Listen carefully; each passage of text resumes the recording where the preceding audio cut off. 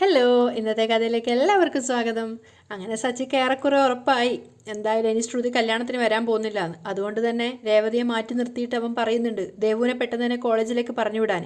അപ്പം രേവതിക്കൊന്നും മനസ്സിലാവില്ല. രേവതി ചോദിക്കുകയാണ്, എന്താ കാര്യം, ഇവിടെ നടക്കുന്നൊന്നും നീ കാണുന്നില്ലേ? ആ പെണ്ണിനി എന്തായാലും വരാൻ പോകുന്നില്ല. അപ്പോൾ പിന്നെ അവസാനം ഇവിടെ കല്യാണപ്രായം എത്തി നിൽക്കുന്ന ദേവു മാത്രമേ ഉള്ളൂ. ദേവുവിനെ കൊണ്ട് അവനെ കെട്ടിക്കലായിരിക്കും തീരുമാനം.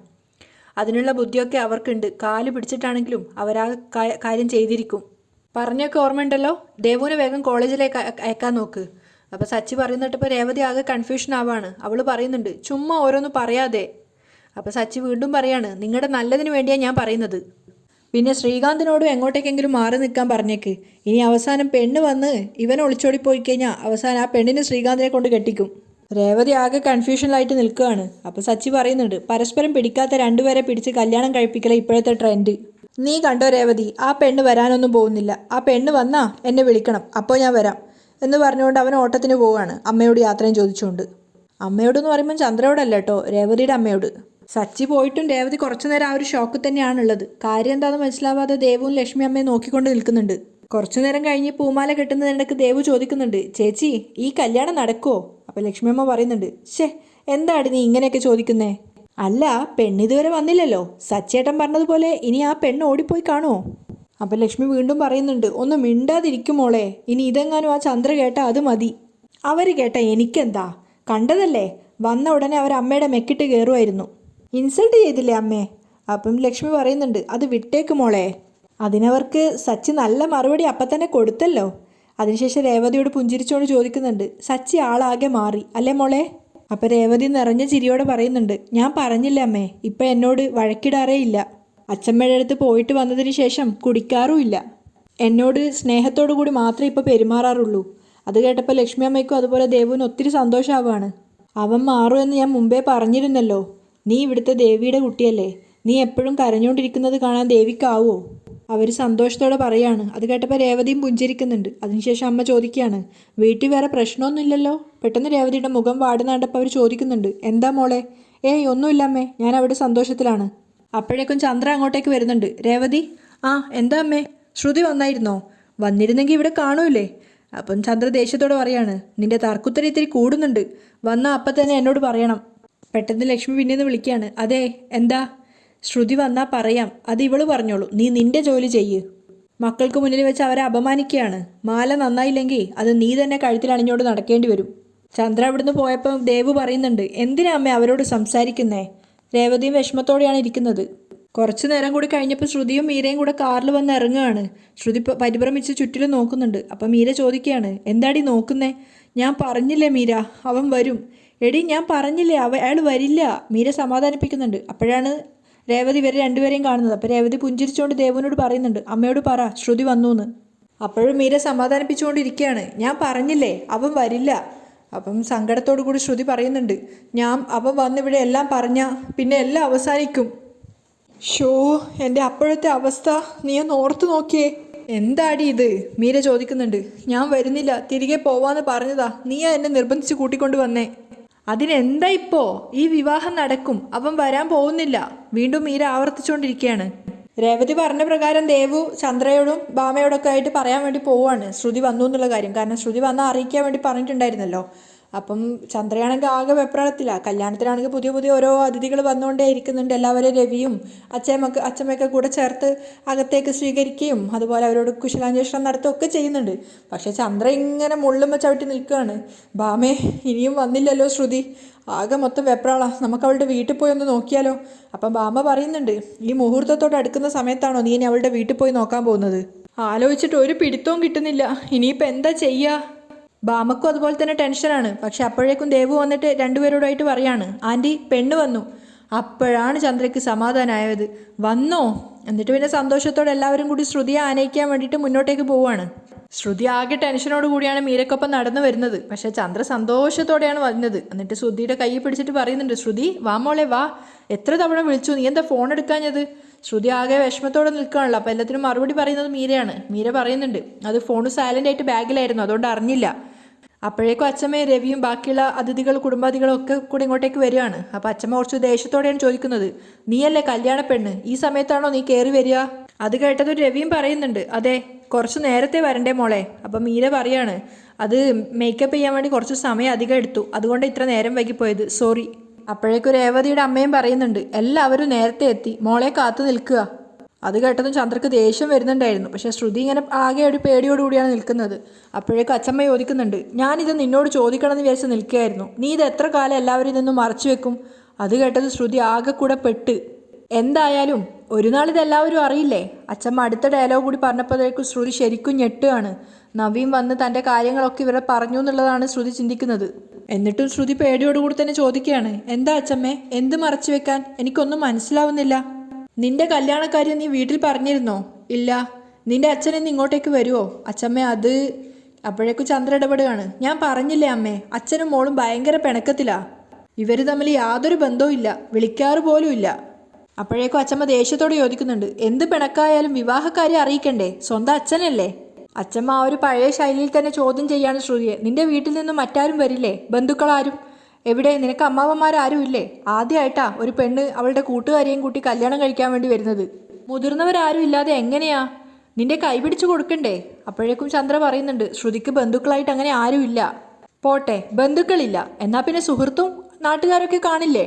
അപ്പോഴേക്കും മീര ഇടപെടുകയാണ്, വിവാഹം ലളിതമായിട്ട് അമ്പലത്തിൽ വെച്ച് നടത്തുമെന്ന് പറഞ്ഞല്ലോ, അതുകൊണ്ടാണ് പിന്നെ ആരെയും ക്ഷണിക്കാതിരുന്നത്.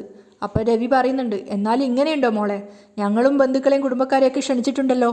അത് വിട് രവിയേട്ടാ, ഓരോന്ന് പറഞ്ഞ് ശ്രുതിയെ വിഷമിപ്പിക്കാതെ. ചന്ദ്ര ഇടപെടുകയാണ്. അപ്പോൾ രവി പറയുന്നുണ്ട്, അത് വിടാം, പക്ഷേ മോൾ അച്ഛനെ വിളിച്ച് അനുഗ്രഹം വാങ്ങിച്ചിരിക്കണം. ശ്രുതി ഇങ്ങനെ പെട്ട് നിൽക്കുന്ന സമയത്ത് ചന്ദ്ര പറയുന്നുണ്ട്, ഇവർ തമ്മിൽ വിളിച്ചാൽ ഫോൺ എടുക്കില്ല, അച്ഛൻ ദേഷ്യത്തിലല്ലേ. അപ്പോഴേക്ക് അച്ഛമ്മയെ അത് നിർബന്ധിക്കുകയാണ് വിളിക്കാൻ വേണ്ടിയിട്ട്. അപ്പം ചന്ദ്ര പറയുന്നുണ്ട്, എന്തായാലും കല്യാണം കഴിഞ്ഞോട്ടെ അമ്മേ, എങ്കിൽ പിന്നെ രണ്ടുപേർക്കും അനുഗ്രഹം വാങ്ങിക്കാലോ. അപ്പോൾ രവി അത് സമ്മതിക്കുകയാണ്, ശരി കല്യാണം കഴിഞ്ഞാൽ എങ്കിൽ പിന്നെ വിളിക്കണം. അത് കേട്ടതും വേഗം തന്നെ ചന്ദ്ര ശ്രുതിയെയും മീരയും കൂട്ടിയിട്ട് അവിടെ നിന്ന് എല്ലാവരും അടുത്തു നിന്ന് എസ്കേപ്പ് ആവുകയാണ്, കൂടുതൽ ചോദ്യങ്ങൾ വരണ്ടെന്ന് വിചാരിച്ചിട്ട്. അപ്പോൾ അതിനുശേഷം രവി രേവതിനോട് കുശലാന്വേഷണമൊക്കെ നടത്തുകയാണ്, എന്ത് ചെയ്യാന്നൊക്കെ ചോദിക്കുമ്പോൾ ഇനിയും പൂവ് കെട്ടാനുണ്ട്, അമ്മയെ സഹായിക്കാനുണ്ട് എന്നൊക്കെ അവൾ പുഞ്ചിരിച്ചുകൊണ്ട് പറയാണ്. ഒരു നിഷ്കളങ്കയായ പെൺകുട്ടിയാണ്. അതേസമയം ചന്ദ്ര കൂട്ടിക്കൊണ്ട് പോയിട്ട് ശ്രുതിയോട് ചോദിക്കുന്നുണ്ട്, എന്താ മോളെ നിന്റെ മുഖത്തൊരു വാട്ടം, എന്തെങ്കിലും പ്രശ്നമുണ്ടോ, ഇന്ന് കല്യാണ ദിവസമായിട്ട് ആ ഒരു സന്തോഷം കാണുന്നില്ലല്ലോ എന്നൊക്കെ ചോദിക്കുമ്പോൾ ശ്രുതി ആകെ വെപ്രാളത്തോടെയാണ് ഉള്ളത്. അപ്പോൾ പെട്ടെന്ന് തന്നെ ചന്ദ്ര പറയുന്നുണ്ട്, എനിക്കറിയാം എന്താ കാരണം എന്ന്. അത് കേട്ടപ്പോൾ ശ്രുതി ശരിക്കും ഞെട്ടുകയാണ്. ചന്ദ്ര പറയാണ്, അമ്മ അങ്ങനെയൊക്കെ ചോദിച്ചുകൊണ്ടായിരിക്കും അല്ലേ, അമ്മയുടെ സ്വഭാവം അങ്ങനെയാണ്, മോൾ അതൊന്നും കാര്യമാക്കണ്ട, മോൾ എത്രയും വേഗം പോയിട്ട് ഡ്രസ്സൊക്കെ മാറ്. അപ്പം മീരയാണ് ചോദിക്കുന്നത്, ഞങ്ങൾക്ക് ഡ്രസ്സ് ചേഞ്ച് ചെയ്യാനുള്ള റൂമുണ്ടോ എന്നൊക്കെ ചോദിക്കുന്ന സമയത്ത് ആ റൂമിൻ്റെ ചാവി ഉണ്ടെന്നൊക്കെ പറഞ്ഞ് ചാവി കൊടുത്ത് അവർ രണ്ടുപേരെ മുറിയിലോട്ടേക്ക് പറഞ്ഞു വിടുകയാണ്. ചന്ദ്ര അവിടുന്ന് പോയതിന് ശേഷം ബാമ അവരോട് പറയുന്നുണ്ട്, മോളെ കിട്ടിയതിൽ ചന്ദ്രക്ക് ഭയങ്കര സന്തോഷമാണ്, അവൾ ആഗ്രഹിച്ച മരുമകളായിട്ട് മോൾ വന്നതുകൊണ്ട്. എന്നിട്ട് ശ്രുതി പേടിയോടുകൂടി ചുറ്റിലും നോക്കുന്ന സമയത്ത് ബാമ ചോദിക്കുന്നുണ്ട്, മോൾ ആരെയാ നോക്കുന്നേ? അത് ശ്രുതിയെ നോക്കുന്നതാ, വേറെ ആരെയാ നോക്കാനാ എന്ന് പറഞ്ഞ് മീര രക്ഷപ്പെടുത്തുകയാണ്. അതിനുശേഷം ചന്ദ്രയും പറയുന്നുണ്ട്, മോളെ ആ പൂവ് കെട്ടുന്നവർ ഇന്ന് എന്നെ അപമാനപ്പെടുത്താനായി കട തുറന്നു വെച്ചിരിക്കുക, അപ്പോൾ അവർ നിന്നോട് മോശമായിട്ട് പെരുമാറിയിട്ടുണ്ടെങ്കിൽ നീ ക്ഷമിക്കണം, നീ വലിയ വീട്ടിലെ പെൺകുട്ടിയാണല്ലോ, അതൊന്നും അവർക്കറിയില്ല എന്നൊക്കെ പറഞ്ഞ് ചന്ദ്ര കുറേ ക്ഷമാപണമൊക്കെ നടത്തുകയാണ്. അപ്പോൾ ശ്രുതി പറയുന്നുണ്ട്, അതിനൊന്നും കുഴപ്പമില്ല അമ്മേ, പ്രശ്നമില്ല എന്നൊക്കെ പറയുമ്പം ബാമ വന്ന് പറയാണ്, അവർ മോളെ നീ എന്നൊന്നും വിളിച്ചത് ചന്ദ്രയ്ക്ക് ഇഷ്ടപ്പെട്ടില്ല, അതുകൊണ്ടാ. ശ്രുതി അതിനേക്കാളും വലിയ ടെൻഷനിൽ നിൽക്കുക. ആ സമയത്ത് ഇതൊന്നും അവളെ ബാധിക്കുക കൂടെ ചെയ്യില്ല. അവസാനം ബാമ ചോദിക്കുന്നുണ്ട് ചന്ദ്രയോട്, നിന്റെ ടെൻഷനൊക്കെ ഇപ്പം മാറിയല്ലോ, ഇപ്പോഴാണ് എനിക്ക് സമാധാനമായത്. ചന്ദ്ര പറയുന്നുണ്ട്, സച്ചി പറഞ്ഞില്ലേ അവൾ ഓടിപ്പോയി കാണുമെന്ന്, അത് കേട്ടപ്പോൾ എനിക്ക് വല്ലാതെ ടെൻഷനായിരുന്നു. അപ്പോൾ ബാമ പറയുന്നുണ്ട്, അങ്ങനെയുള്ള പെണ്ണൊന്നും അല്ല അവൾ, നീ വെറുതെ അനാവശ്യമായ കാര്യങ്ങൾ തലയെ കുത്തി കയറ്റണ്ട. അപ്പോഴേക്കും പുറത്തിറങ്ങിയിട്ട് വീണ്ടും ശ്രുതി ഇങ്ങനെ ടെൻഷൻ അടിച്ച് നിൽക്കുകയാണ്. മീര ഒരുപാട് സമാധാനിപ്പിക്കുന്നുണ്ട്, അയാൾ വെറുതെ വരട്ടാൻ വേണ്ടി പറഞ്ഞതാ, അല്ലാതെ ഒന്നും സംഭവിക്കില്ല എന്ന്. പക്ഷെ അപ്പോഴും ശ്രുതിക്ക് ഇതൊന്നും സമാധാനിക്കാൻ പറ്റുന്നില്ല. മാത്രമല്ല തൊട്ടരികിലായിട്ട് അവിടെ നിന്ന് ശ്രുതി ഫോട്ടോസ് സെൽഫിയൊക്കെ എടുക്കുന്ന കണ്ടപ്പോൾ മീര പറയുന്നുണ്ട്, ശ്രുതി ഉണ്ട്, നിൻ്റെ ആളുണ്ട് അവിടെ നിൽക്കുന്നു, വെറുതെ നീ മുഖത്ത് ടെൻഷൻ അടിച്ച് വെക്കണ്ട, ഒന്നുമില്ല നിൻ്റെ കല്യാണ ദിവസമായി ഇന്ന്, നീ ഇങ്ങനെ ടെൻഷൻ അടിച്ച് കഴിഞ്ഞാൽ നിൻ്റെ മുഖത്ത് നിന്ന് തന്നെ ഇവർക്കെല്ലാം കാര്യങ്ങൾ മനസ്സിലാവും, അതുകൊണ്ട് എപ്പോഴും ചിരിച്ച് നിൽക്കാൻ നോക്ക് എന്നൊക്കെ പറഞ്ഞു കൊടുക്കുന്നുണ്ട്. മാത്രമല്ല ശ്രുതി അരികിൽ വന്നിട്ട് നന്നായിട്ട് പുകഴ്ത്തുകയും ചെയ്യുന്നുണ്ട്, വാവ് യു ലുക്ക് സോ പ്രിറ്റി എന്നൊക്കെ പറഞ്ഞിട്ട്. അപ്പോൾ അതൊക്കെ കേട്ടിട്ടും വലിയ സന്തോഷമൊന്നും ശ്രുതിക്ക് ഫീൽ ചെയ്യുന്നില്ല, താങ്ക്സ് എന്നൊക്കെ പറയുകയാണെങ്കിലും. മാത്രമല്ല ശ്രുതി ചോദിക്കുന്നുണ്ട്, എന്താ വരാൻ ലേറ്റായത്, ഞാൻ എന്തുമാത്രം ടെൻഷൻ അടിച്ചു എന്നറിയോ. അത് കണ്ടിട്ട് തന്നെ ശ്രുതി ചോദിക്കുന്നുണ്ട്, എന്താ ശ്രുതി ഡള്ളായിരിക്കുന്നേ, എന്തോ ഒരു മാറ്റമുള്ളതുപോലെ. പെട്ടെന്ന് ശ്രുതി മൂടൗട്ടൊക്കെ മാറ്റുന്ന പോലെ ചിരിച്ചുകൊണ്ട് പറയാണ്, ഏയ് ഒന്നുമില്ല, അങ്ങനെ തോന്നുന്നതാ ശ്രുതിക്ക്. അപ്പം ശ്രുതി വേഗം കൈയൊക്കെ പിടിച്ച് ശ്രുതിൻ്റെ കൈയൊക്കെ പിടിച്ചിട്ട് പറയുന്നുണ്ട്, നീ ഇന്ന് വളരെയധികം സുന്ദരിയായിട്ടുണ്ട്, നിൻ്റെ മുഖത്ത് നിന്ന് കണ്ണെടുക്കാനേ തോന്നുന്നില്ല. ശ്രുതി പ്രണയത്തോടു കൂടി ശ്രുതിയെ നോക്കി നിൽക്കുകയാണ്. പക്ഷെ അതൊന്നും എൻജോയ് ചെയ്യാൻ പറ്റിയൊരു അവസ്ഥയിലായിരുന്നില്ല അവൾ. അപ്പോഴേക്കും രവി വന്നിട്ട് ശ്രുതിയെ വിളിച്ചു കൊണ്ടുപോകുന്നുണ്ട്. പക്ഷെ ഓരോരുത്തരും ശബ്ദം ഉയർത്തി സംസാരിക്കുമ്പോൾ പോലും ശ്രുതിക്ക് പേടിയാവുകയാണ്, എന്തെങ്കിലും സത്യം അറിഞ്ഞിട്ടാവോ എന്നൊക്കെ വിചാരിച്ചിട്ട്. പക്ഷേ അപ്പോഴേക്കും രവി പറയുന്നത് വെച്ച് കഴിഞ്ഞാൽ ഡ്രസ്സ് മാറ്റാൻ വേണ്ടിയിട്ടാണ്. നീ ഈ ശ്രുതിയെ നോക്കിക്കൊണ്ട് നിൽക്കുകയാണോ, കല്യാണം കഴിഞ്ഞ് ഇനിയും കാണാനുള്ളതല്ലേ എന്നൊക്കെ പറഞ്ഞുകൊണ്ട് അവനെ നിർബന്ധിച്ച് കൂട്ടിക്കൊണ്ടുപോവാണ്. അപ്പോഴും ശ്രുതി വിളിച്ചു പറയുന്നുണ്ട് വേഗം പോയി ഡ്രസ്സൊക്കെ ചേഞ്ച് ചെയ്യുന്നൊക്കെ വിളിച്ച് പറഞ്ഞുകൊണ്ടാണ് പോകുന്നത്. പക്ഷേ ശ്രുതി പോയതിന് ശേഷം ശ്രുതി ആകെ ടെൻഷൻ അടിച്ചിട്ടാണ് നിൽക്കുന്നത്. മാത്രമല്ല മീരയോട് പറയുന്നുണ്ട് എല്ലാ കാര്യങ്ങളും സത്യങ്ങളും ശ്രുതിയോട് പറഞ്ഞാലോ. അവർ സംസാരിച്ചുകൊണ്ടിരിക്കുമ്പോഴാണ് വീണ്ടും നവീൻ വിളിക്കുന്നത്. പേടിയോടുകൂടി ശ്രുതി പറയുന്നുണ്ട് അവൻ തന്നെയാണ് വിളിക്കുന്നത്, എടുക്ക്, എന്നിട്ട് ധൈര്യമായിട്ട് സംസാരിക്ക്. മീര ധൈര്യം കൊടുക്കുകയാണ്. പക്ഷേ ശ്രുതി ഫോൺ എടുത്തിട്ട് കുറച്ചൊരു ധൈര്യം കുറഞ്ഞ രീതിയിൽ തന്നെയാണ് സംസാരിക്കുന്നത്. ഹലോ, ഞാൻ കരുതി നീ ഫോൺ എടുക്കില്ല എന്ന്, അപ്പോൾ പേടിയുണ്ടല്ലേ എന്ന് പറഞ്ഞുകൊണ്ട് നവീൻ കളിയാക്കുകയാണ്. നിനക്കിപ്പോൾ എന്താ വേണ്ടത്, ശ്രുതി തിരിച്ചു ചോദിക്കുന്നുണ്ട്. ഞാൻ പറഞ്ഞതല്ലേ എനിക്ക് നിന്നെ വേണം, പിന്നെ ഞാൻ അപമാനിക്കപ്പെട്ടതുപോലെ നീയോ അപമാനിക്കപ്പെടണം. എൻ്റെ കുടുംബജീവിതം നീ തകർത്തില്ലേ, അതുകൊണ്ട് ഈ ജന്മം നിനക്കിനി ഒരു കുടുംബജീവിതം ഉണ്ടാവാൻ പോകുന്നില്ല. അത് കേട്ടത് ശ്രുതി ഞെട്ടുകയാണ്. നിന്റെ കഴുത്തിൽ ശ്രുതി താലി കെട്ടില്ലല്ലോ ശ്രുതി, ഭീഷണിപ്പെടുത്തിക്കൊണ്ടാണ് നവീൻ സംസാരിക്കുന്നത്. ഞാൻ ഈ ചെയ്യുന്നത് പാപമാണെന്ന് എനിക്കറിയാം. അതുകൊണ്ട് ഇന്നീ ക്ഷേത്രത്തിലെ എൻ്റെ വകയാണ് അന്നദാനം. ഇന്നീ ചെയ്യുന്ന തെറ്റിന് ഒരു ചെറിയ പാപപരിഹാരം. നിങ്ങൾ എന്തിനാ എന്നെ ഇങ്ങനെ ടോർച്ചർ ചെയ്യുന്നേ? നിങ്ങൾ എൻ്റെ ജീവിതം കൊണ്ടാണ് കളിക്കുന്നത്. ദയവ് ചെയ്ത് ഉപദ്രവിക്കരുത്, വെറുതെ വിട്.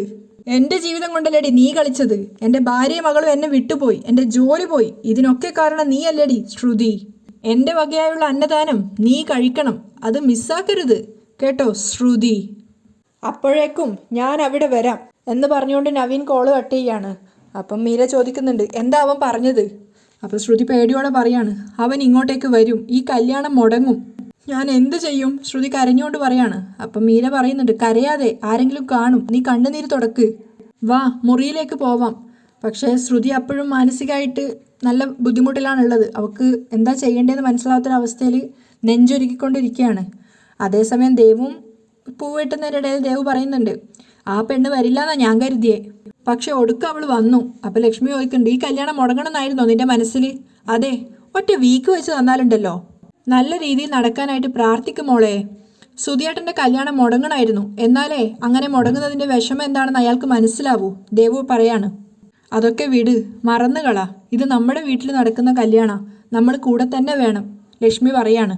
അതിനുശേഷം ലക്ഷ്മി രേവതിയോട് പറയുന്നുണ്ട് ശ്രുതിക്കൊപ്പം പോയി നിൽക്കാം. പക്ഷെ ശ്രുതിക്കൊപ്പം അവളുടെ കൂട്ടുകാരിയില്ലേ, ഞാൻ വേണ്ട, അദ്ദേഹം വരട്ടെ എന്ന് പറഞ്ഞ് രേവതി അത് പോകാൻ വിസമ്മതിക്കുകയാണ്. അതേസമയം മുറിയിൽ ശ്രുതി ആകെ ടെൻഷനിലാണ്. അവൾ വീണ്ടും വീണ്ടും അത് തന്നെ ആവർത്തിച്ചുകൊണ്ടിരിക്കുകയാണ്.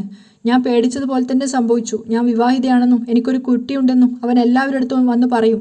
മീര പറയുന്നുണ്ട് നീ പേടിക്കാതെ ശ്രുതി, അങ്ങനെയൊന്നും സംഭവിക്കില്ല, അവൻ വെറുതെ ഭീഷണിപ്പെടുത്തുന്നതാണ്. നവീൻ വരും, ഞാൻ ശ്രുതിയോട് എല്ലാ കാര്യങ്ങളും പറയാൻ പോവാ മീര. നീ എന്തു പറയും? നവീൻ എന്നെ ബ്ലാക്ക്മെയിൽ ചെയ്യുന്ന കാര്യം ഞാൻ ശ്രുതിയോട് പറയും. മണ്ടത്തരം കാണിക്കാതെ, എന്തിനാ അയാൾ നിന്നെ ബ്ലാക്ക്മെയിൽ ചെയ്യുന്നതെന്ന് ശ്രുതി ചോദിച്ചാൽ നീ എന്തു പറയും? എല്ലാം ശ്രുതിയോട് തുറന്നു പറയണം. എൻ്റെ വിവാഹം കഴിഞ്ഞതാണെന്നും എനിക്കൊരു കുഞ്ഞുണ്ടെന്നും എല്ലാം പറയണം. എന്തൊരു വിഡ്ഢിയാ നീ, വെറുതെ മണ്ടത്തരം കാണിക്കാതെ, മീര കുറ്റപ്പെടുത്തുകയാണ്. അപ്പം വീണ്ടും ശ്രുതി പറയുന്നുണ്ട് നവീൻ വന്ന് എല്ലാം എല്ലാവരോടും പറയുന്നതിന് മുമ്പ് ഞാൻ തന്നെ പറയുന്നതാ നല്ലത്. ഏയ് അബദ്ധമാണത്. അവൻ വന്ന് എല്ലാവരോടും സത്യം പറഞ്ഞാലുള്ള എൻ്റെ അവസ്ഥ നീ ഒന്ന് ആലോചിച്ച് നോക്ക്. അവൻ വരുമെന്ന് പറഞ്ഞതല്ലാതെ വരുന്നൊന്നും നമുക്ക് ഉറപ്പില്ലല്ലോ. മീര വീണ്ടും പറയുന്നുണ്ട് എടുത്തു ചാടി ഓരോന്ന് വിളിച്ചു പറയാതെ നീ ശ്രുതിയോട് സത്യം തുറന്നു പറഞ്ഞാൽ പ്രശ്നം തീരുവോ? ഈ കല്യാണം മുടങ്ങും, പാർലർ അടക്കം നിന്റെ കയ്യിലുള്ള എല്ലാം നഷ്ടപ്പെടുകയും ചെയ്യും. പാർലർ നടത്താൻ 10 ലക്ഷം രൂപ തന്നത് ശ്രുതിയുടെ അമ്മയല്ലേ? കള്ളം പറഞ്ഞ് ചതിച്ചാ നിന്നോട് അവർ ക്ഷമിക്കോ? പാർലർ അടക്കം എല്ലാം അവർ തിരികെ വാങ്ങും. ശ്രുതി, നീ സത്യം തുറന്നു പറഞ്ഞാൽ അത് നിന്റെ ജീവിതം തന്നെ ഇല്ലാതാക്കും. അപ്പം അവൾ വിഷമത്തോട് ചോദിക്കുന്നുണ്ട് പിന്നെ ഞാൻ എന്താ വേണ്ടേ മീര, എന്താ ചെയ്യണ്ടേ? ആലോചിച്ച് നീ തീരുമാനമെടുക്ക്, അല്ലാതെ എടുത്തു ചാടുകയല്ല വേണ്ടത്. മീര ശ്രുതിയെ ഉപദേശിച്ചു കൊടുക്കുകയാണ്. പക്ഷെ അപ്പോഴും ശ്രുതിക്ക് ഒട്ടും സമാധാനമില്ല. ആ ഒരു അവസ്ഥയിലാണ് ഇന്നത്തെ എപ്പിസോഡ് വൈൻഡപ്പ് ചെയ്യുന്നത്.